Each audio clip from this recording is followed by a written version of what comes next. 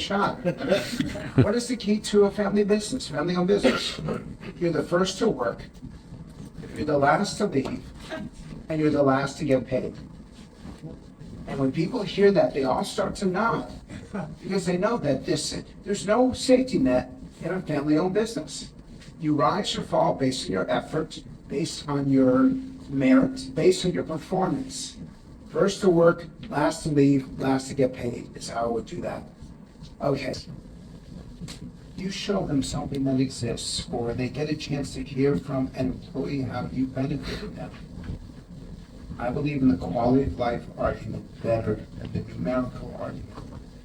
Not all the taxes that you all pay, but how you've made life worth living in your community because you exist. And all the polling I've done, it's the quality of life that outdoes the numbers here. Number one issue, still affordability. By the way, it's not inflation. It is not inflation. Inflation is an economic term that comes from the University of Chicago or Stanford. It's affordability. Can you afford your food, your fuel? Can you afford your housing and health care? 84% say it's unfair that you all should be taxed more than a regular corporation. If they knew how much the tax rates were, they would demand that the taxes of the wealthiest people be lowered, not raised. Yes. But generically, the public does not believe you should be taxed because you die. And these numbers are better than they've ever been before. And that's why you fight over the principle rather than the number.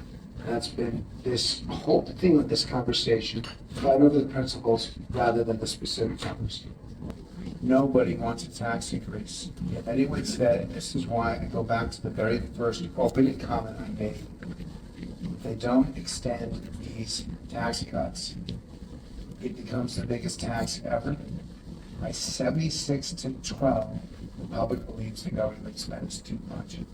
If they don't extend the tax cuts, it will mean more taxes paid by more people than the history of this country. Authorize them will result in the single biggest tax increase ever. Because, well, first off, I like the phrase real impact, and I believe that's number three to add to this presentation. Real impact of what we do.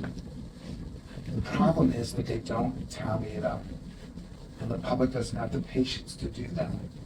And the problem with that is that we have an education system that doesn't teach economics, basic economics.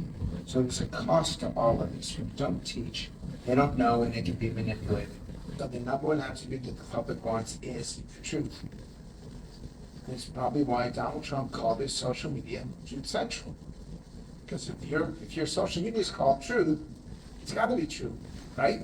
And the worst is the federal government where you are right now, because it does not believe that they care. It does not believe that they are efficient, effective, accountable. It believes there's so much money for the local government. It is wasted.